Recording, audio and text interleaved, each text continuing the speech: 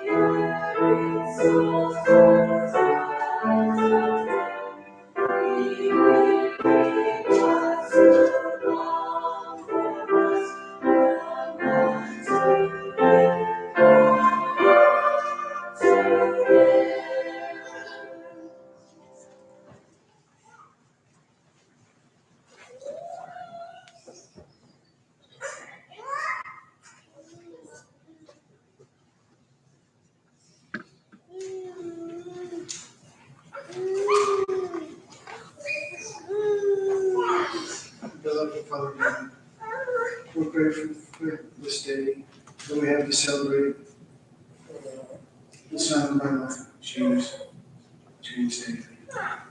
We're thankful for all the family members and friends that came this day, that we may all join together in the spirit that he brings with And we ask for a special blessing upon this day, especially Sherman and his children and grandchildren. They loved him, and he loved them. And please bless us this day that we will have the Spirit to take the messages that we need to receive this day. And we say these in Jesus Christ's name. Amen.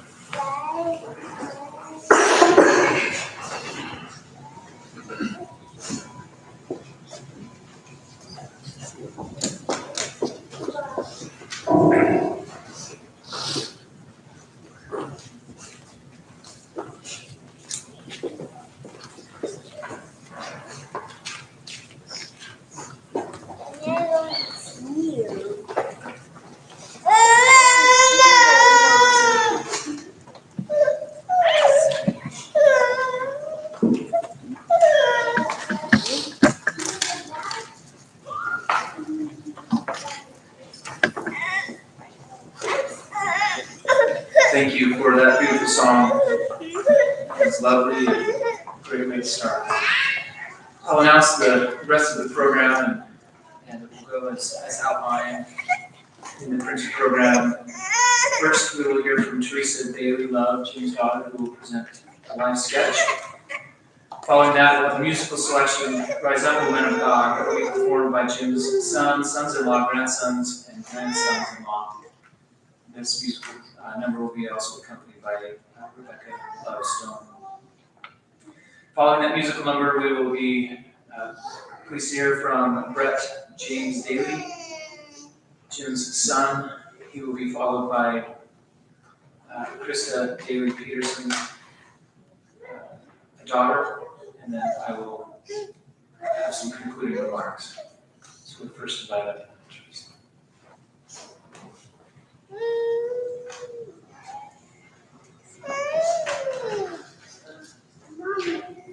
Okay, we all know about Jim's smile. Do it. So as we were preparing for this, and thank you all for coming, my brother Brett and I in particular, talked about the life sketch and how we really are not a fan of somebody reading the obituary that everybody's already read and all that, because we've all heard it, we've all read it. And there's a lovely long story on the Walker's website, and then we have this one here. You know my dad's a storyteller, yes? And all of his kids are too. We are also military kids, and we were walking in here at 11:27, and I was going, Jim is really pleased with that. So we're keeping to time. So I am going to just go down these bullet points and tell you maybe a couple of things that you didn't know that aren't already in the obituary. Because I'm the oldest, I have known him the longest, and they were just kids when they had me. They were 22, and as Mom and Dad often said, they didn't know what they were doing. But the thing that has struck me the most from my friends and loved ones who have read the obituary was that they were so highly complimentary of my dad and mom, and sort of were like, no wonder you're the way you are, which is like, it's like, well, you better be a good kid because you had fabulous parents.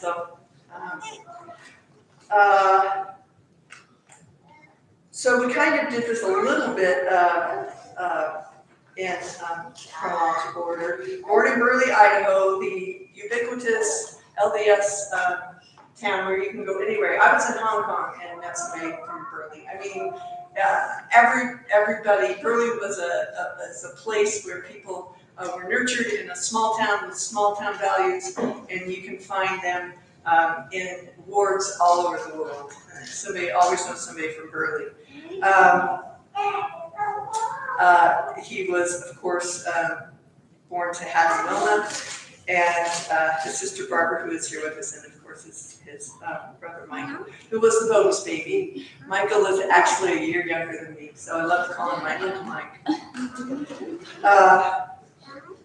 Dad loved the natural world, and that's why you see lots of flowers and pictures of mountains and all that kind of stuff. That's what he did. Although Grandma said that he used to sit on the couch with his arms folded and was very well behaved all the time. I think she was trying to get me to sit on the couch and do what my dad said.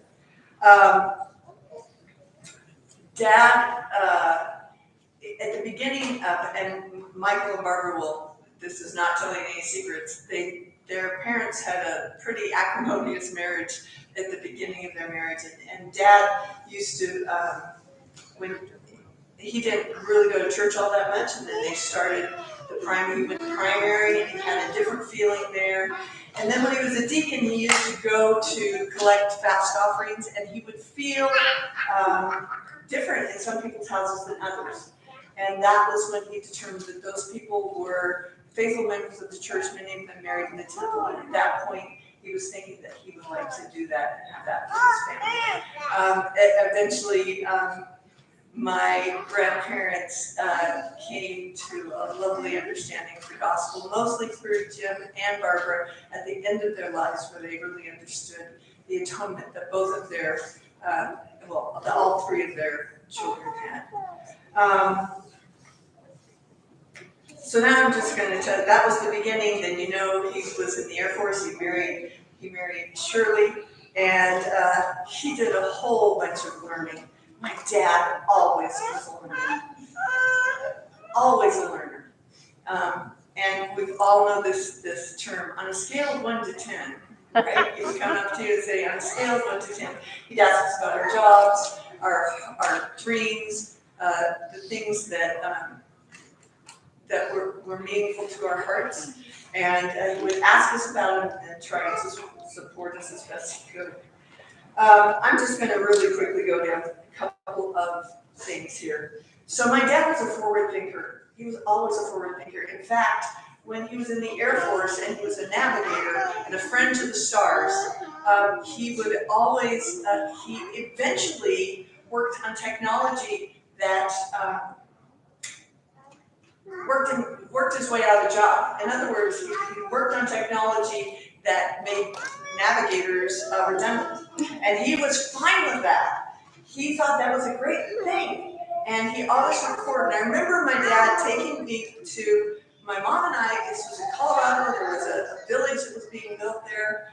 And he said, and this is when, this is probably late 70s, early 80s, he said, this village is designed so that people can work at home. So all the houses are wired with a thing called the internet. He was going on and on about it. He was so excited about it. And I was going, whoa, really? People would work at home? Well, how would that happen? And all these years later, so he was always trying to help people to be able to reach their dreams and to move forward. I have a few of my friends here.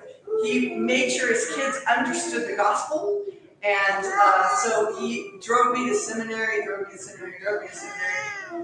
in Kansas, Ohio. The winters were horrible. Seminary started at 5:30, and my dad used to work out while seminary was like on the stage in Ohio, and we would hear him running around, pacing, doing his push-ups and all that kind of stuff during seminary. One day, we opened up the curtains and he just gave me a big fall.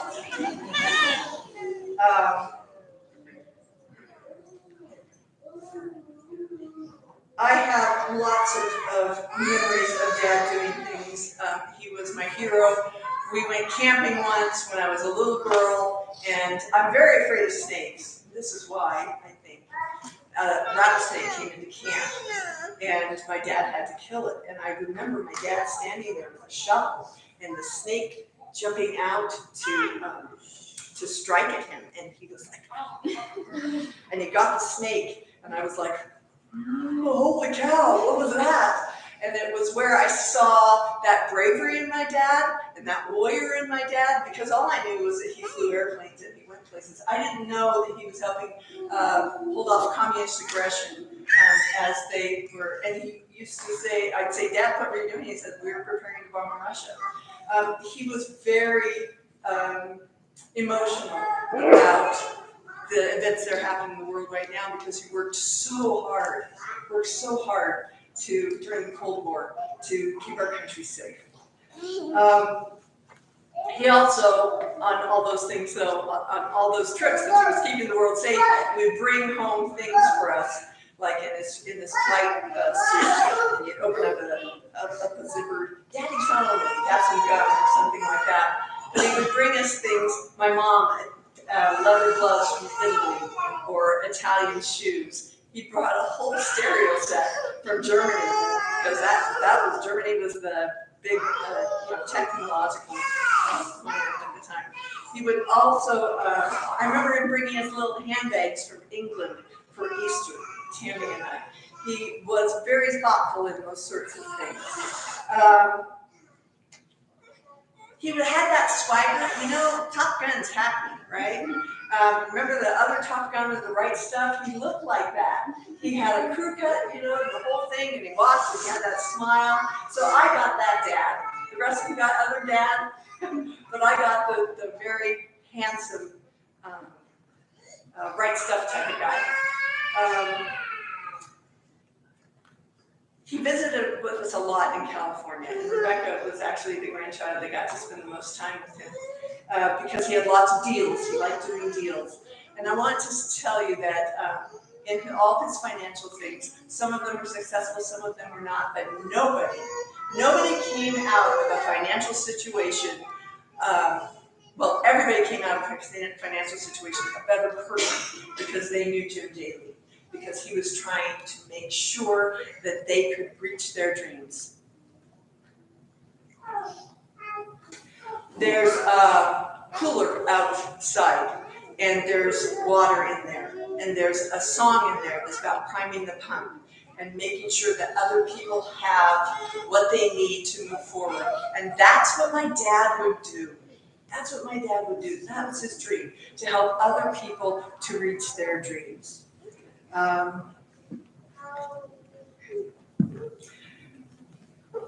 All through this, my father, from the early 20s, was active in the gospel. I don't just mean active in the church, he was active in the gospel. He was a bishop twice in that state presidency. And you know what that means? And this was all when he was doing all the Air Force stuff, all of the raising of the kids, so much service, did missions, all that sort of thing. And there is no Jim without shirt. Like this, my parents. Like this. What a wonderful, wonderful example for their children. So, if you want a more in-depth, read this life sketch, go on the website, look at his slideshow, and you will see the man who loved living, loved his family, loved his country, loved his God. I say these things in Jesus' name.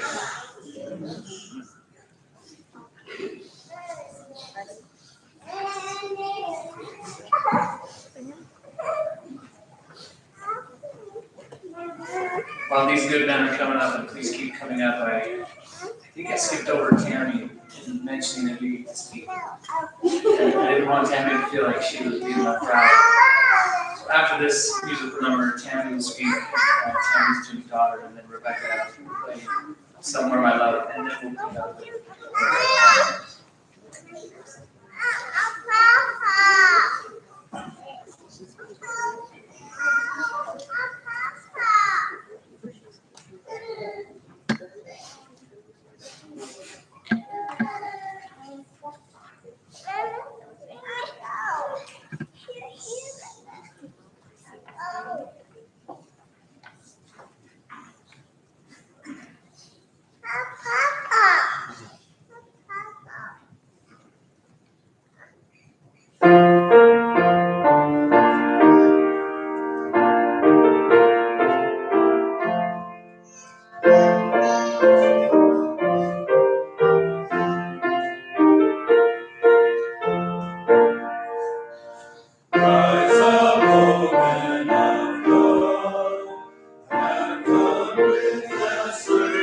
peace.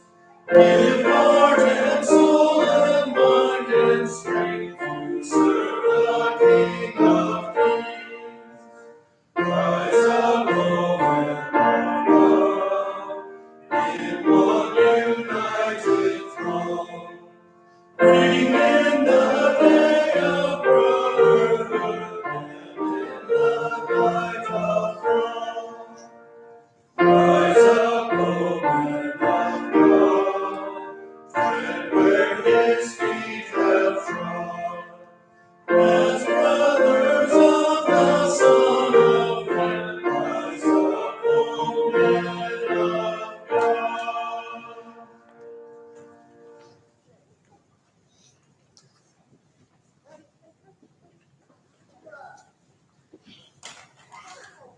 I think Teresa went over time, so she stole half my talk, so I should be able to catch up. I'm Tammy, I'm the second of Jim's daughters.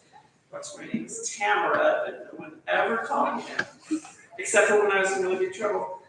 I also got flight suit dad. Those flight suits, if you were able to see in the slideshow, they were awesome, and all kinds of little pockets. And dad would come home from his trip and you'd start unzipping him to see if he brought you anything. Lots of times he did, not always, but I actually liked better than the flight suit pockets. He would bring home these little meals, like, I don't know what we would compare them to now, but they were cool back then, like little tunas, little crackers. We thought those were awesome. That was one of my first memories of my dad. When I was a little older, in the early school years. Now my sister was way too dignified to participate in this, but my dad would be like watching a game on TV or just reading a book or whatever, and if you walked by him, he'd grab you. And he would like try to contain you, so you'd fight back. And he was overcoming you and you would yell, team, team, team! And from everywhere, Brett and my little sister Krista would come and we would jump on him and we would try to get away. Teresa was way too sophisticated. So that was sort of my grade schoolish memory. When I got a little bit older, we were a military family, we moved around a lot. There was no such thing as building locator or LDS tools. And so my dad would, when we got into town, we'd pull into a phone booth, if you know what those are. And he would get out the phone book and he'd look up where the church was, and he would, sometimes in the olden days, they would list the bishop, but lots of times it was out of date, because that's things change quickly. But he would try to get a hold of the bishop, and they would go and at least drive by where the chapel was, and they figured where we were going to live, or if they hadn't figured where we were going to live yet, they would always figure out where would it be convenient so that we could go to church. Mom and Dad always made it so that going to church was a given and it was convenient. It wasn't a burden to drive like 3 hours or something. So in not Utah, 4 kids is a lot of kids. And we always went to church. There was no question if something was church day.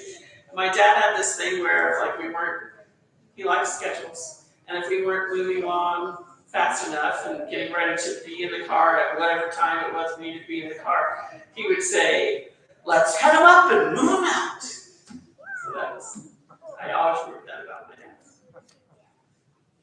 No one thinks that's funny.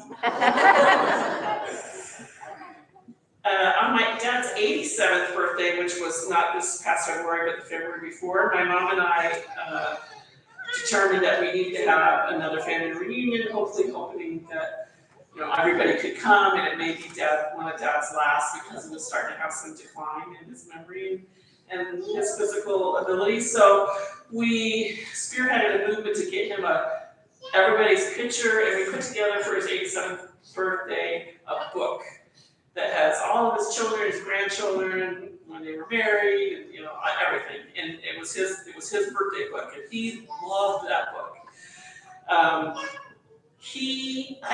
I need everyone in that book to know he knew you. He might kid and need a little prodding, but he knew you. He knew who you were, who you belonged to, what you were about, what you liked, what you didn't like.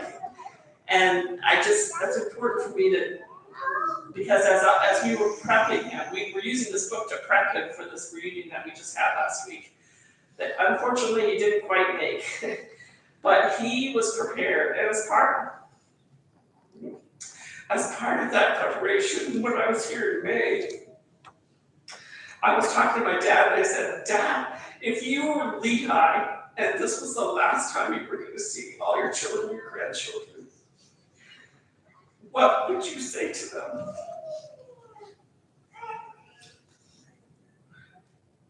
And he's so funny. He said, be good, work hard, and have fun. So I extrapolated a little bit. Okay. He said, well, I'll talk with each of them and explain that more. I said, well, can you sort of in general terms explain to me what that means? And he said, well, be good means I want them to be kind. I want them to treat people with respect. I want them to love God and Jesus Christ. The work hard, he said, was he wanted them to pick something to do in their life that was exciting for them, that they love to do, and work really hard and be really good at it. And have fun. He said, man, you have to laugh. You have to do fun things. You have to plan activities, because sometimes things are rough and you just need to have a good laugh. And if you knew my dad, he had a really hearty laugh. And that's what I started to miss when toward the end, he really didn't have the ability to have that hearty laugh. In conclusion, I think that the most important thing about my dad was that he kept his covenants. He was a covenant keeper. He walked the walk and showed us what being a disciple of Jesus Christ was. And I think that's our legacy that we have received from him. And I would challenge all of us, all of his family, all of his friends, that we might use him as an example of someone that had a life well lived, that kept his covenants always. And I say, see Jesus Christ.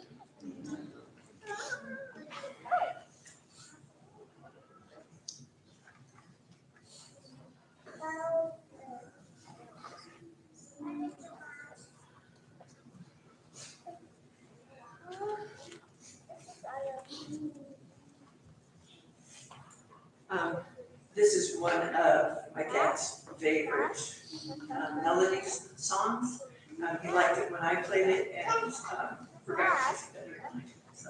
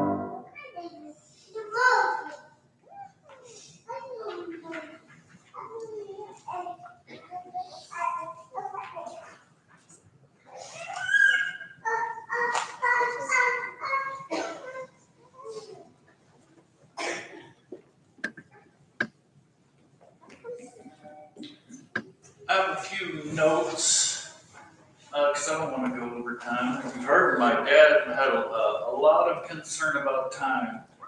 And that's true. And he gave me a lesson one time. If you look at the clock, he's like, Brett, if you're trying to be on time somewhere, what's your chances of that? And he puts a clock in front of me, and we look at it. It's like, well, there's like 1 minute, I guess you could be on time. He's like, yeah, that's super hard to hit, that 1 minute. We want to get really specific. You can only be on time for 1 second. But how hard is it to be early or late? And I said, well, there's a lot of room to be early or late. He goes, yeah, son, you should just plan on being early. Always. Your life will be much better if you just plan on being early. So take that for what it's worth. I really want to thank everyone that's here today, friends, family, neighbors, a couple of colleagues of mine. Thanks so much for coming. And I want to really thank the neighborhood and the Ward family for taking such good care of my mom and dad. I live in Provo, about 20 minutes away, and I'd call my mom and say, hey mom, I'll come down and take care of that thing for you. And she'd say, oh, you know what, someone in the Ward has already done that for us. And that happened on several occasions. And so I think they were beloved, and again, thank you for taking care of them. Bishop, my dad was very proud of being the oldest guy in the Ward. He would tell me that a bunch of times. So I don't know who that is now, but you may need to make a calling or at least a special blessing, because that person, whoever that is, has some big shoes to fill with my dad. So I have 10 minutes, so I have a little timer going here. I, too, am a storyteller like my father, and you better be ready when Dad got into a group telling stories, because it was going to be like hours that he would tell those stories. And as you heard, we were in Bear Lake last week at a family reunion, and my dad, he was a bit of a teaser. He would tease you, a little bit of a trickster, and I want to say to all the family who was at the reunion last week, that was great, but my dad really didn't care much about having you at the reunion. He wanted you at his funeral, and here we are. So thanks for that. I really want to set the stage with my dad of his love of Heavenly Father, and he really took up the yoke of being a good person, a good human, and helping his fellow man. That was the lens that he looked at through all of his life circumstances and the world in general. And always as a servant of Heavenly Father, no matter what he was doing. I have a few things that I'm going to talk about, and some of my sisters covered those already. But in that light, he was bishop for a couple times. That's over 10 years. He was in the state presidency. I spent a lot of time in chapels like this. And I hope you think I look good today, because these are all my dad's clothes. This is his jacket, his pants, his power tie, red tie. He was always rather a dapper gent. And he was what I would call the maker of traditions. Traditions, family traditions are a wonderful thing. They're a bonding agent and add some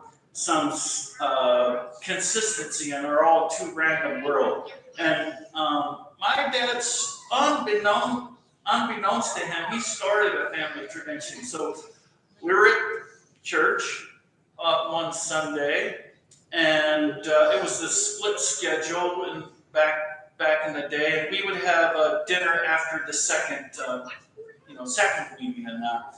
And so one day we were there, and many times we'd go in two cars. We had an old broken up down pickup and a Cadillac. I'll talk about the Cadillac in a bit.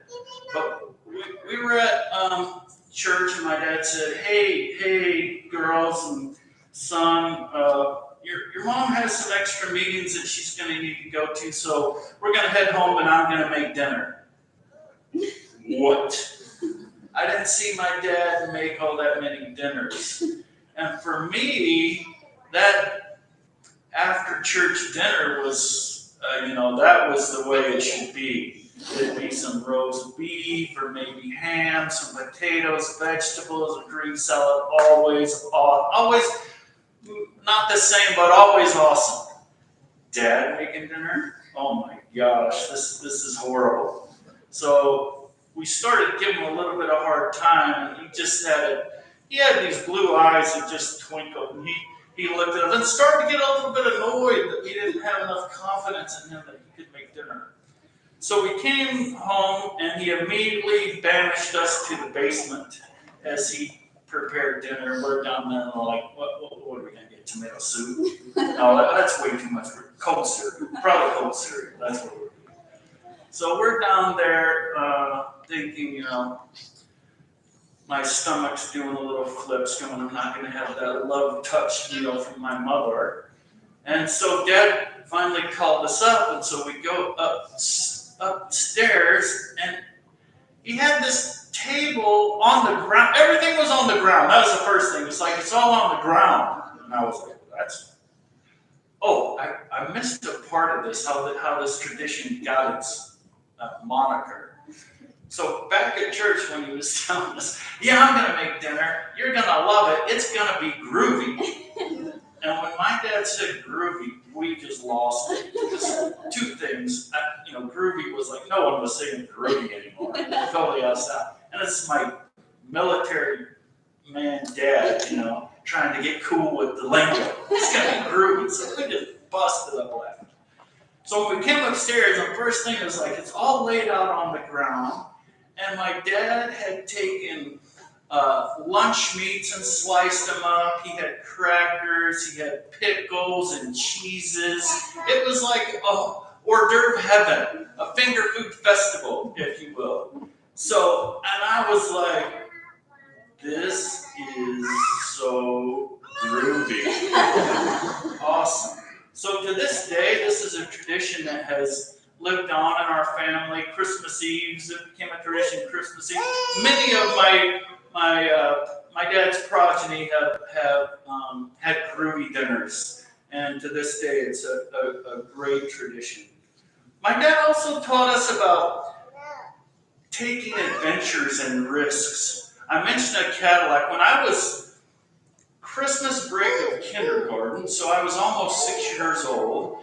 My dad and mom, they're about 37 probably.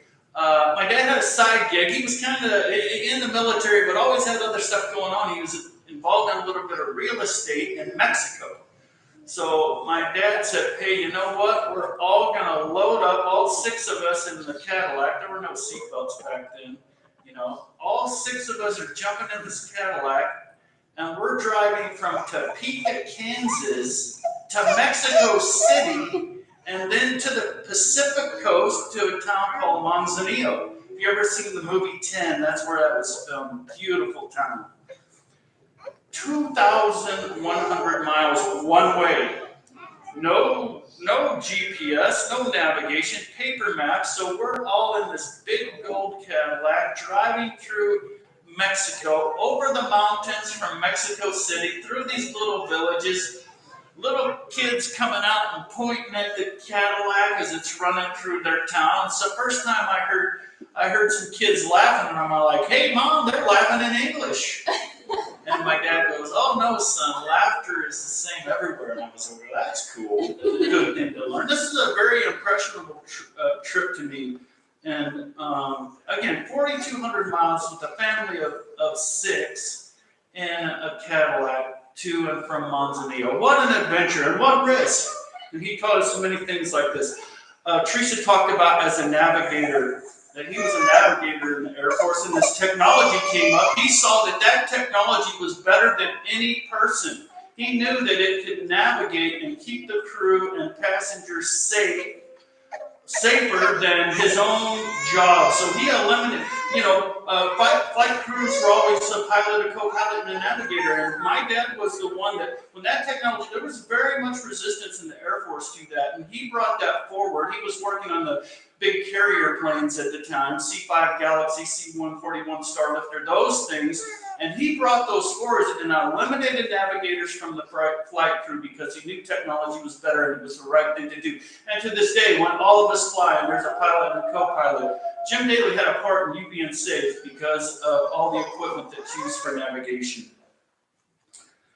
In business, he was eco-friendly before that was a term. When he retired from the Air Force, retired at 42, he immediately became a stockbroker, then got into venture capital, ran business incubators in underprivileged communities to help people realize the American dream. And he was eco-friendly and talked about using gasification for fuel, using diatomaceous earth to fight insects. I just saw a bag of that in the store, and I'm like, oh, Jim Dayley told me about that. And he was an early adopter of technology. The last thing I'd like to share with you is my dad. We were a second row, third row family in church, always up front. And I was a fidgety little kid, and my dad kept this little book of sayings, not quotes, scriptures, sayings, very eclectic. I mean, we have things from John Burroughs and Robert Frost and a story about Cynthia Newbold and that's my pen. And my dad would let me look through his little book, and then one year he gave me my own. He went through, in all caps, military writing, super easy to read. That's how I write today. He gave me this little book, which I have kept to this day. It's just a fond remembrance of a man that had such diversity in interest, but always with an eye to being a good person and serving his fellow man and loving his heavenly Father. So I could go, I haven't scratched the surface. Read the obituary, and maybe someday you can come over. I'm moving in with my mom, by the way. Happenstance of our life.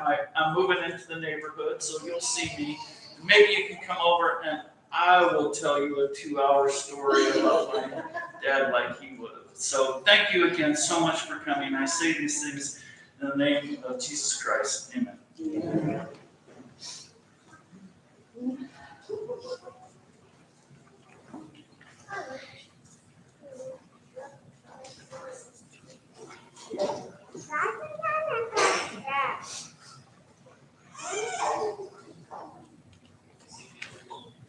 I don't know about you, but I feel cheated. Where's my musical number?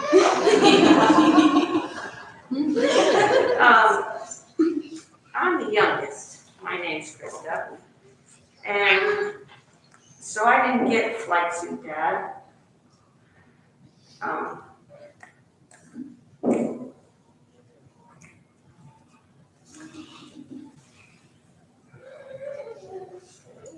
I didn't know dad until he was Major James H. Dayley, and that's how we had to answer the phone. I remember one time being taught, we would pick up the phone and you would say, Major James H. Dayley's residence, Krista speaking. And then he went and got promoted, and I had to relearn it, and I was Lieutenant Colonel James H. Dayley's residence, Krista speaking. And then the bad times were when I would answer the phone, I would say, Heavenly Father. That's the wrong thing. I'm not supposed to say that. Anyway, there's a few things, listening to my siblings and the privilege of me being the youngest is, I got a little different dad. But there are a few things that I share with my brother mentioned. This is really hard. My dad's eyes, he has blue, beautiful blue eyes. I'm the only one that got it. My dad and I, which I didn't realize until hearing my siblings talk about it in his younger life, was my dad and I were truly utility players. Meaning, and I didn't know what it meant until my sister explained it to me, is we've done a lot of things. If I can do half the things my dad kind of has done in his life, I'll feel accomplished. The other thing that is similar that my dad and I share is that we're both authors. My dad's written several books and has an unpublished novel that I was able to help him do some editing with at one point in my life. And then to kind of reiterate that he was always learning, my dad and I both became tax preparers the same year. Moved 4-H in our block, he in St. Louis and me, when we lived up in Kaysville. But the thing I think about the most since my dad has passed is about his hands. My dad has awesome hands. I've never seen anyone else with hands like my dad. They're soft, they're well-groomed, they're capable, they're strong, they're kind, and they're confident. I watched my dad as he used his hands to protect, to serve, to guide, to build, to bless, and to comfort myself, my family, and anyone who crossed his path in every aspect of his life. I remember my dad holding my hands as a child, as a youth, as a bride, as a young mother, all signs of his love for me.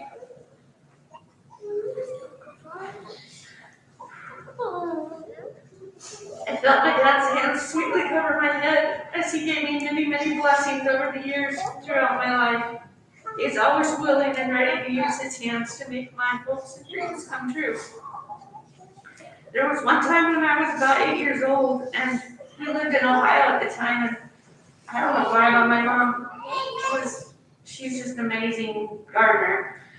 And she gave me some sunflower seeds. I don't know if I asked for them. I don't know what the story was, but I planted these seeds, and they like totally grew.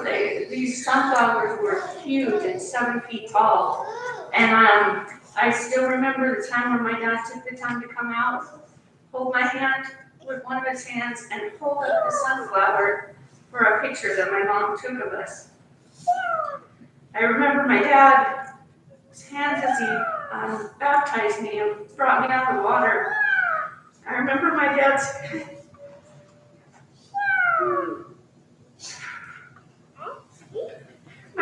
hands on my head when he gave me the Holy Ghost. My dad always worked hard. He played hard. He held his scriptures. He dug holes. He did so many things with his hands. The last time I saw my dad,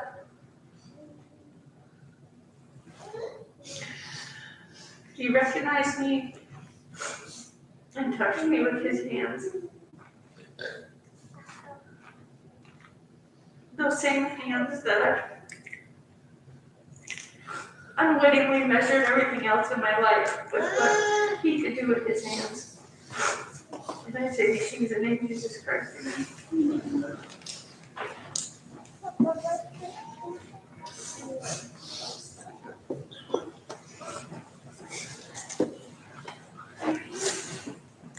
Thank you for sharing those great stories. I have a few thoughts that I have felt impressed to share today, but want to just touch on one thing a couple of things. First of all, I don't know that you can have a better teaching than be good and enveloped inside of that to be kind. And Jim really was that, always kind. Surely forgive me for spilling the secret, but I think Jim's told it too many times, so I'm not spilling any beans here. But surely Jim would often tell us that he was the oldest man in the ward, but then he'd give us the smile, and then he'd tell us, but surely he's older than me. And so I think that role of the oldest in the ward seals out by Shirley. And of course, she can fill those shoes perfectly. We'll find the oldest man in the ward and make sure that he knows what role he has to play. But we're grateful always for that. I mentioned earlier the smile that I loved about Jim, and hopefully you gathered. Jim and Shirley always sat right here in our sacrament meetings, and they would walk in and sit down, or maybe in transit from that side, they always park over there. And in transit to the seat, I have the opportunity to shake Jim's hand and have him ask a question, tell a story, provide some feedback or whatever about either my family, my work, or the church. And always, though, Jim would give me that big smile. And I love that smile. And I think you as his family, you as his children and grandchildren, that's a wonderful legacy, that smile. And I think as you think of Grandpa or Dad's smile, you probably always think of how kind and loving he was as well. And what a great man. There's a couple of things that I've again felt impressed to share, and I want to read a couple of scriptures out of the book of Alma. And I think this is important as we are here today, remembering Jim and the life that he's lived. There is, and rightly so, a lot of sorrow as he's no longer here. And I think that opportunity that we have to call Dad, to call Grandpa, that opportunity that we have to talk with him about this or that, we don't have, and certainly can be filled with a little bit of sorrow. But as we consider what we know and can know about death, I want to read a couple of verses. This is from the prophet Alma as he was speaking to his son. He said, "It's been made known unto me by an angel that the spirits of all men, as soon as they are departed from this mortal life, from this mortal body, yet the spirits of all men, whether they be good or evil, are taken home to that God who gave them life. And then it shall come to pass that the spirits of those who are righteous are received into a state of happiness, which is called paradise, a state of rest, a state of peace, where they shall rest from all the cares, and from all their troubles, and all the care and sorrow."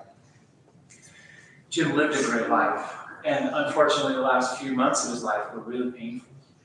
And as was mentioned by one of his daughters, that smile of happiness was a little bit less because of the pain that Jim had. But he was not feeling that pain anymore, and he is perfect.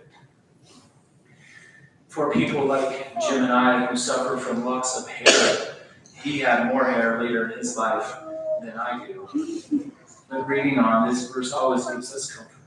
The soul has been restored to the body to the soul, yea, every limb and joint. And this is talking of what will come, a future day, that we know Jim will live again. That every limb and joint shall be restored to its body. Yea, even a hair of the head shall not be lost, but all things shall be restored to their proper and perfect frame. And so we know that Dad, that Grandpa, that great-grandpa will live again. And you can have that confidence and comfort in the great plan of salvation that Dad, Grandpa, will live again. I want to be really personal here for a moment.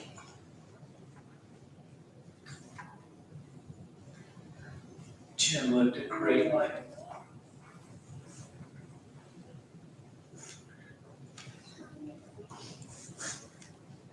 The last day that he was at home, as probably all the family knows, he was trying to go into the home, and he stumbled and fell, and I believe even passed out for a moment. And so in that moment of panic, the ambulance was called, and Jim was taken to the hospital. And then I think it became the last time that Jim was called.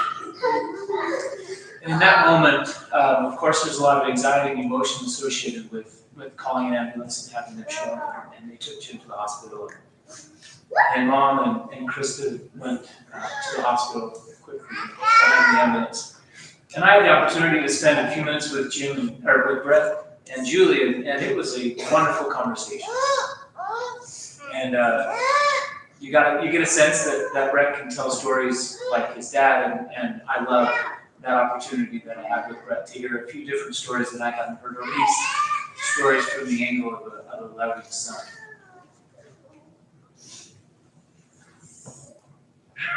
Brett shared with me, though, a concern that Jim had. A concern I think that we often all have. Have I lived a good life?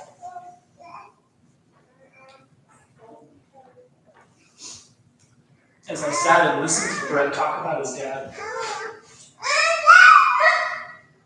I had the witness of the Spirit that Jim had lived a great life. Not a good life, but a great life. And so, I can stand and bear my testimony that Jim was greeted by many after he passed.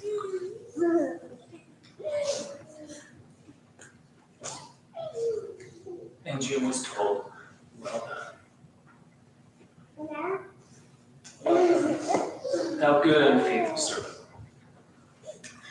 And so you as family have a great example of love. You've been given the path, certainly a path by our Savior Jesus Christ, and a path by a faithful servant. And although Jim had concerns, worldly concerns if you will, of did I live a good life? He sure did. He lived a great life. And I know that. And I share that testimony with you in the name of Jesus Christ. To our family and friends, surely as long as you are here, you are family for us. You may be mom, you may be grandma, you may be great grandma, to a ward of neighborhood here, but we will always have you in our hearts and in our prayers and in our actions as we take care of you.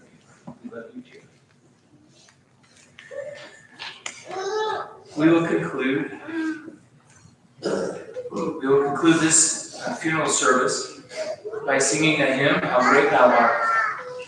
The hymn is number 86. It can be found in the hymn book in the seats in front of you. This hymn will be played and accompanied by Joe Perrin, and will be conducted by Tammy Dayley Green.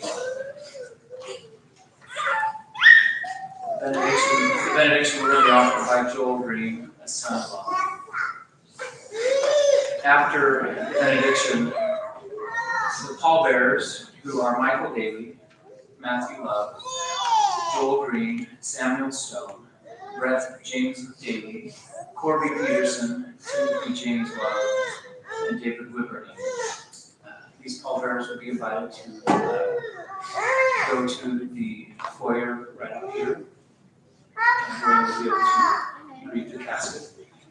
I will also mention the honorary pallbearers, Donald Green, Taylor Pearson, Russ Harris, Colton McMillan, Carl Wrigley, Trevor Wilcox, Brian Bingham, and Curtis Gowers.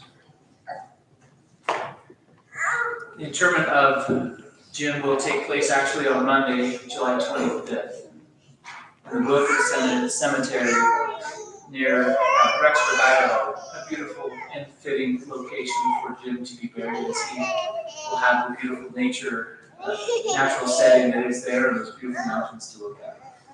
And at that time, on Monday, the 25th, the dedication of the grave will be offered by Matthew Love, a son-in-law. We will now sing How Great Thou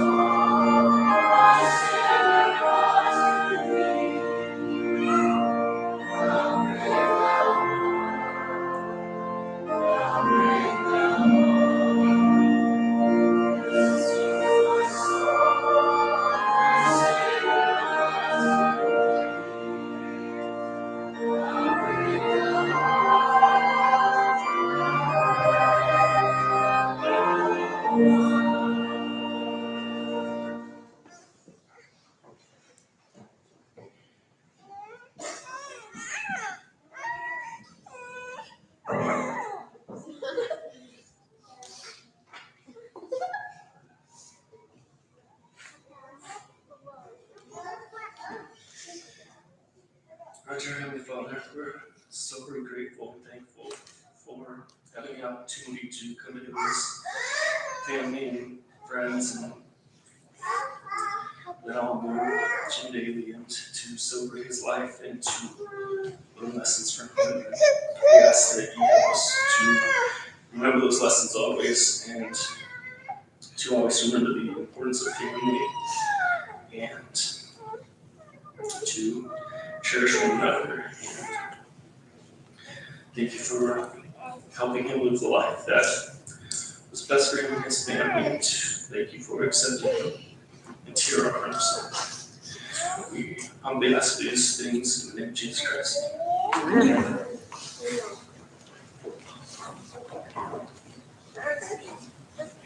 Amen.